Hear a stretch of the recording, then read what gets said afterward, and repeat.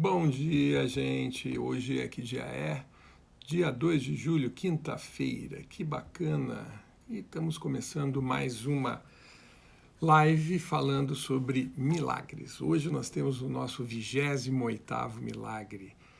Lembre de indicar, de passar o nosso endereço para todas as pessoas que você conhece que sabem que podem se beneficiar com esses conhecimentos todos, né? Com esses 50 princípios que nós vamos estar conversando já durante 50 dias, mas hoje nós já estamos no 28º, já passamos pela metade. Você quer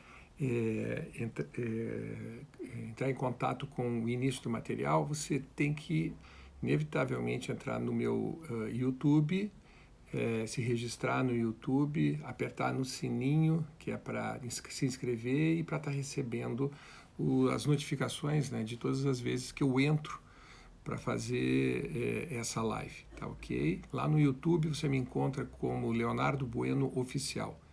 Leonardo Bueno Oficial, tá bem? Vamos lá. Estamos no nosso primeiro, começando pontualmente no nosso primeiro horário da manhã, que eu já acordei, e vamos falar do 28º milagre. Milagres são um caminho para ganhar a liberação do medo. A revelação induz a um estado no qual o medo já foi abolido. Milagres são, assim, um meio e a revelação é um fim. Nós já falamos bastante sobre medos, na verdade, gente. Mas medos dizem respeito ao quê? Os medos dizem respeito a uma fantasia. Isso eu comentei com vocês ontem, anteontem, a gente vem trabalhando muito em cima dessa questão do medo, né? E medo é uma fantasia. Como assim uma fantasia? Nós só temos medo daquilo que é irreal. O real jamais provoca medo no ser humano, em nós. Cafezinho bom. Bom dia.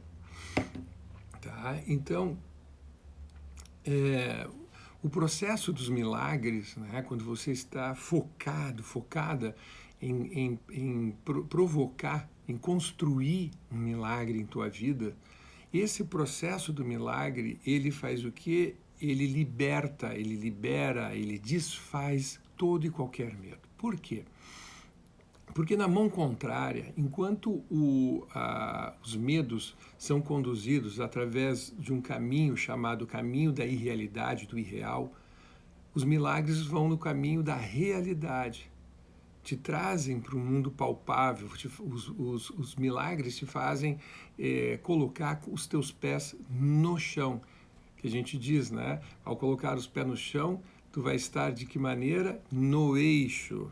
Então, o que são milagres? Milagres são mudanças da tua atitude mental, a tua forma de pensar o mundo, de enxergar o mundo, de interpretar o mundo, de querer compreender o mundo através das suas diversas facetas, diversos pontos de vista.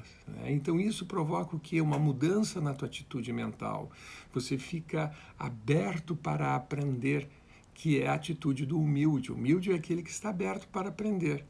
O tempo todo é um curioso, em busca de novos aprendizados. O humilde, ele realmente está convicto de que a necessidade de aprender é o que o conduz para a sua evolução pessoal.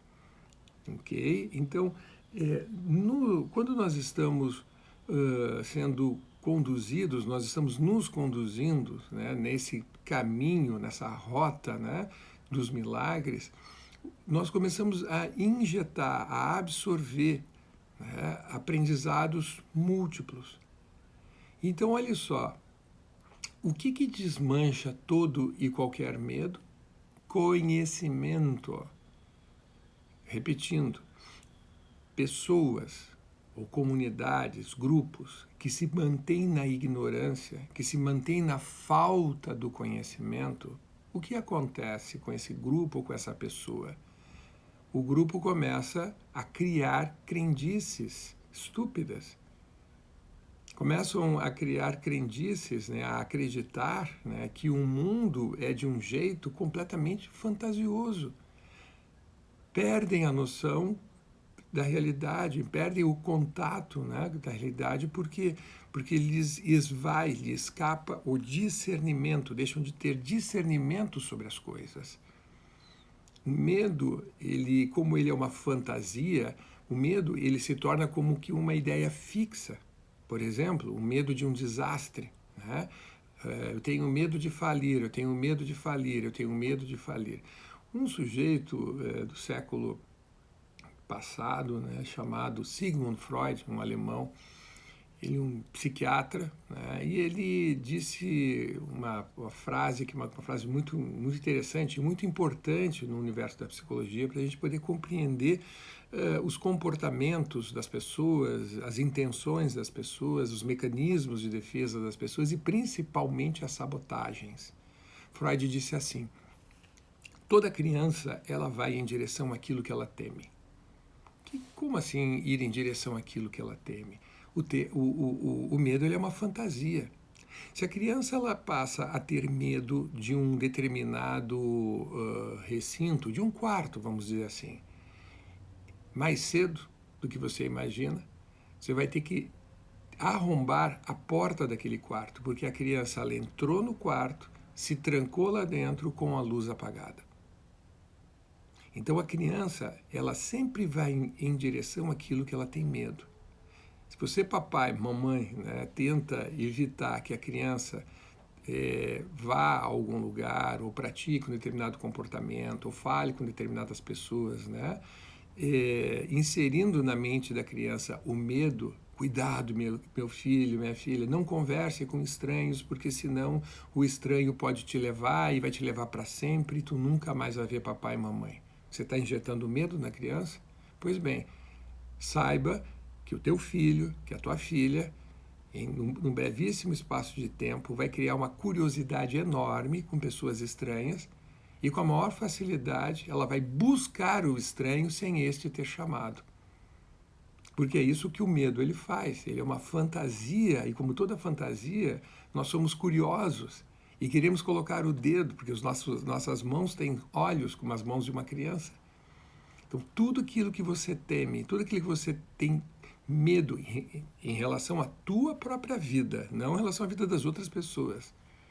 Eu tenho medo de infartar, eu tenho medo de fazer um câncer, eu tenho medo de falir, eu tenho medo de me separar, eu tenho medo de não conseguir aprender, eu tenho medo de não receber uma determinada promoção. Eu tenho medo que meus filhos, né, se afastem de mim, tenho medo que meus filhos não conversem comigo. Tudo aquilo que você teme, o teu cérebro toma como uma ordem. Olha só, eu não quero, conscientemente eu não quero, mas a maneira como você pensa, raciocina, a maneira como você cria esse desenho dessa imagem do medo para o cérebro serve como uma ordem de vá em direção a, construa esse caminho que me leve em direção àquilo que eu mais temo. Lembrando que funciona exatamente deste jeito para os teus medos. Se você disser assim, ó, tenho medo que a minha sogra infarte, ela não vai infartar. Tenho medo que fulano... Não, o outro ele não vai acontecer na vida do outro. Os teus medos, eles não são projetados para a vida de outras pessoas. A não ser que você se meta na vida do outro e realize o teu medo, mas a partir do princípio do teu livre-arbítrio, que você vai lá e faz. Né? São outros 500. Né? Então, você não é que você atrai aquilo que você teme. Não. Tu vais em direção a... Né? Tu toma a direção de tudo aquilo que você tem medo. Você constrói esse caminho. Então, na outra mão que eu tenho milagre. Lembram lá? Milagre são aprendizados. Então, o que acontece? Na medida que eu começo a aprender a respeito do funcionamento do mundo, funcionamento do universo, começo a aprender a respeito dos relacionamentos, de como as relações elas ocorrem, eu começo a aprender a respeito da comunicação, do efeito, da maneira como eu me comunico, né, as consequências. Né, tem um pressuposto da programação neurolinguística que diz assim, né, que a qualidade da minha comunicação ela só pode ser medida através do meu interlocutor. Então, eu só vou saber que eu estou me comunicando bem se eu indagar a pessoa com quem eu estou conversando. Você entendeu o que eu falei? Entendi, Leonardo. Então me repita. O que eu quero? Qual é a minha intenção com o que eu te disse? Qual é o meu objetivo? O que você entendeu do que eu falei? Se a pessoa ela repetir ipsis literis, te passar a ideia, é que ela compreendeu. Se ela te comunicar outra coisa que não aquilo que você comunicou, a tua comunicação ela é falha, a tua comunicação ela é pobre. É muito comum a gente escutar, né? Puxa, eu não entendo mais, não sei mais o como fazer para me fazer entender para ti. Não sei. Estou tentando me comunicar de diversas maneiras e tu não entende o que eu estou falando.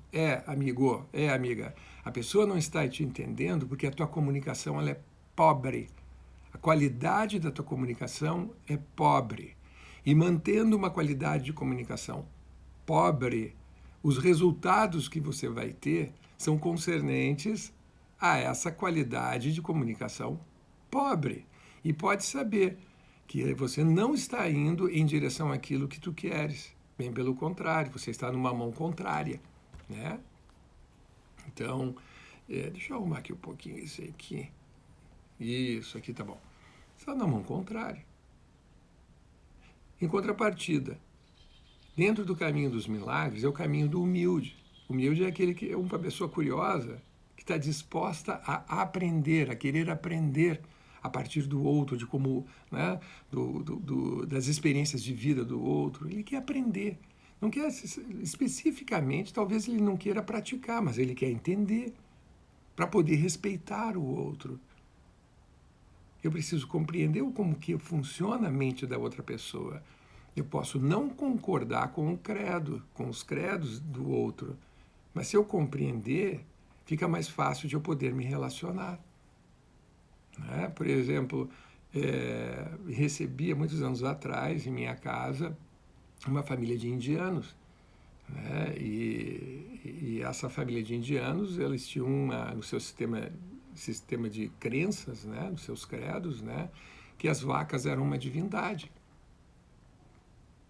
E antes de chegar em casa, lá fui eu ler um pouquinho a respeito disso. Que é para quê? Para eu não rir na mesa. O quê? Uma vaca é uma divindade? Um elefante é uma divindade? Então eu fui atrás do conhecimento. Uma vez com o conhecimento, eu passei a admirar os credos desses indianos. Mas não adotei eles para mim. Por quê? Porque existe toda uma história por detrás, né, deste credo. E essa história e o próprio desejo de acreditar que uma vaca, que um elefante é uma divindade, é um direito dessa pessoa. E por ser um direito por si só, eu preciso respeitar o livre-arbítrio deles que estão colocando em prática. Então, veja, eu poderia muito bem, né, ter entrado em colapso e ter ficado com medo. Como que vou receber na minha casa pessoas que têm vacas ou elefantes como divindades? Como posso receber em minha casa? Como posso receber em minha mesa e servir essas pessoas? Poderia ter entrado em estado de pânico. Olha o que o conhecimento me fez. Me fez colocar com o pé no chão, voltar para o meu eixo, me munir de comportamentos hábeis para poder recebê-los. Aí eu pergunto para vocês, tinha carne vermelha em cima da mesa? Não, não tinha. Eu estava recebendo essas pessoas em minha casa, eu cozinhei para elas, eu cozinhei o que elas gostam de comer. Com os meus temperos, é claro, né? Então, nós andamos pelo mundo e a gente passa a ter, e se vocês prestarem muita atenção, né, em si próprios, prestarem atenção no como que você anda pelo mundo, você vai perceber que a gente tem medos, né? Então, por exemplo, você passa por um casal de homossexuais e muitas vezes você pega o seu filho, bota a mão na frente dos olhos, não olhe, não olhe, não olhe por quê? Porque é vergonhoso? Não, porque tu tem medo. Tu tens medo. Você passa por diante de um casal de lésbicas, você faz a mesma coisa. Por quê? Porque tu tens medo, não é verdade? Você vê, imagine, você vê na rua 1000 indianos, né, caminhando com as suas roupas, com as suas vestes hiper, mega coloridas, né, laranjão, vermelhão, brancão, sei lá o quê.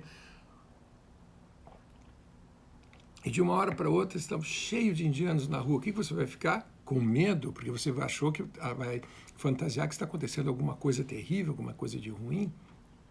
Você está caminhando no centro da cidade e você vê 5 ou 6 pessoas correndo, né? Mas correndo muito. Né? O que você vai imaginar na mesma hora? Assalto. E você vai ficar com o quê? Com medo. Então, veja, nós estamos sempre com uma atitude reativa em relação ao outro. Nós estamos sempre uma reação reativa em relação a eu mesmo. Por quê? Porque, veja, você pode ter, inclusive, medo de expressar o que você gosta, o que você sente. Você pode ter um medo terrível de expressar as suas ideias, a tua verdade, o que você acha que é o correto. Quando nós criamos expectativas da reação da outra pessoa em relação a mim, né? E essa expectativa que eu crio, né? A expectativa é uma fantasia, né? De que o outro tem o poder de me machucar caso eu expresse o que eu penso. O que ocorre? Eu passo a determinar a minha vida a partir do que os outros pensam e não construir a minha vida a partir da minha imagem e semelhança. Construir a minha vida a partir daquilo que é a minha verdade. Eu passo a ser desonesto comigo mesmo e desonesto com as pessoas que estão à minha volta. Sou desonesto, porque estou me escondendo. Uma coisa é eu deixar de comunicar uma ideia porque eu sei que essa ideia vai machucar o outro. Não preciso machucar a outra pessoa. Quero ter razão, quero ser feliz. Quero ser feliz. Eu vou continuar fazendo do mesmo jeito, sabe? Então isso não me diminui, sabe? Não mostrar certas coisas do meu modo de viver para as pessoas, sabe, de modo geral. Agora, se essas pessoas vêm à minha casa, bom, agora tu está vindo na minha casa. Na minha casa eu não vou me esconder. Na minha casa eu sou o que eu sou. Quando eu estou caminhando pelas ruas, nos lugares que são os meus lugares habituais, eu caminho pelas ruas demonstrando aquilo que eu sou. A minha verdade, isso é a minha honestidade. Agora, quando eu vou à tua casa, ao entrar na tua casa, eu tiro os meus sapatos, em sinal de respeito às tuas crenças. Porque a tua casa é o teu templo. Veja, gente, isso é conhecimento. Isso é a base, né, do conhecimento para um bom relacionamento social. É a base. Deixa eu ver uma coisinha aqui. Papá.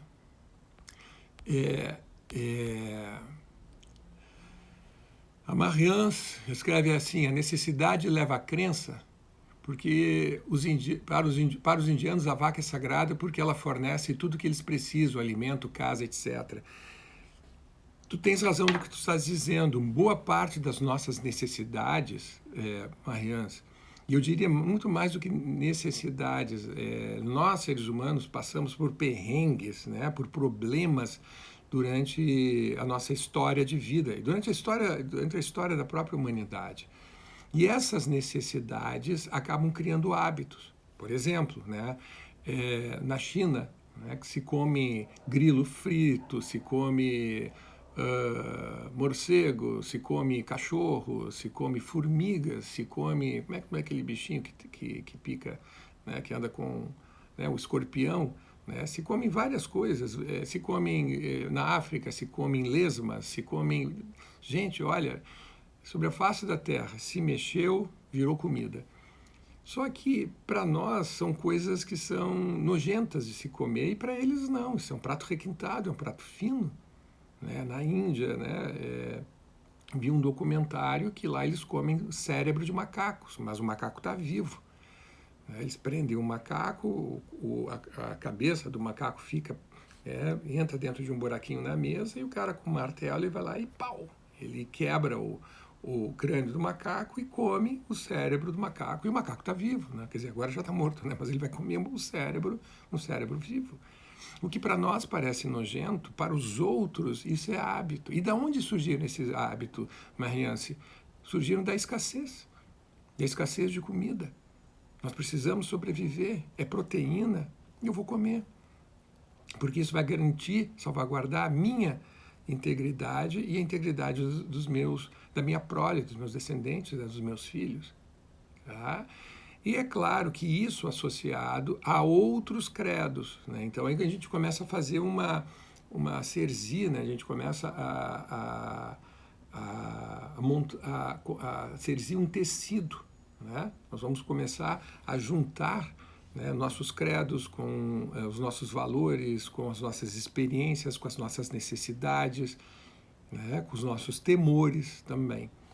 Perfeito? Então, olha só, a vaca na Índia passa a ser um objeto de adoração, por quê? Porque ela serve, né, a todas as necessidades, ela traz o leite, traz o queijo, traz a carne, né? Agora, na Índia, há pessoas que não matam a vaca, porque a vaca eles tomam como um ser, né, como um indivíduo, por exemplo, dentro do budismo, né, não se mata formigas. Né? Eu estive num templo budista no Rio Grande do Sul e você está caminhando no meio das calçadas e daqui a pouco tem no chão, tem uma madeirinha dizendo, né, cuidado, né? Formigas estão passando aqui. E aí passa um monge e diz assim para ti, você já pensou que uma dessas formigas poderia ser uma pessoa muito querida tua, reencarnada num inseto? Você gostaria de pisar nesse teu ente querido? Não, né? Então tome cuidado por onde você passa. Entendem? Então, as nossas crenças, todas elas surgem de onde? De necessidades internas, surgem de fantasias, surgem também, né, da nossa dificuldade de poder explicar os eventos da natureza. Nós já comentamos aqui que o ser humano é extremamente curioso, extremamente curioso. E nós não nos satisfazemos com meias explicações. E quando nós não temos acesso à origem da explicação, que elucidaria tudo o que está acontecendo agora, o que nós fazemos? A gente começa a inventar. E se dentro da minha tradição ou do meio, né, social onde eu vivo, né, é um meio social que tende a explicar as coisas de uma forma mais desastrosa, né, então vocês podem imaginar, estou passando por uma situação que não entendo o que está acontecendo, dali a imaginar que é o Armagedon, que todo mundo vai morrer, que vai haver uma mortandade, né, que a nossa espécie vai à extinção, que vai haver a dor coletiva, é um passo. E aí você pergunta para a pessoa, mas e de onde que você tirou isso? Não sei, ouvi dizer, estão falando por aí. Então, Mariana, a base do nosso sistema de crenças muito pouco tem a ver com experiências de realidade, tem muito mais a ver com expectativas ou fantasias que nós estamos criando do que especificamente, né, a nossa relação com o mundo real. Até tem, mas eu diria que mais de 90% vem a partir desse universo, né, do irreal. Tá ok? Voltando lá. Então, milagres são um caminho para ganhar a liberação do medo. Exatamente. Quanto mais você provocar milagres na sua vida, mais você vai estar se libertando de teus medos. Medos quais? Medos todos.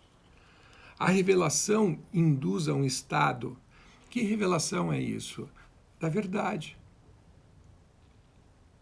Da realidade. Você, ao poder tirar os óculos e poder enxergar o mundo à tua volta do jeito como ele é, olha só, se eu não botar os óculos, fica tudo borrado para mim, fica uma visão distorcida. Entendem? Então, o que eu preciso? Eu preciso mexer nos meus olhos, né? No caso, é claro, uma metáfora que eu estou usando, né? Eu preciso fazer com que os meus olhos, com que o meu cérebro, ele entenda a realidade mais próximo da realidade possível, para que eu possa provocar os milagres. Entendem? Então vamos lá. A revelação induz a um estado no qual o medo já foi abolido. Quanto mais conhecimento você leva a uma criança, menos medos esta criança vai ter.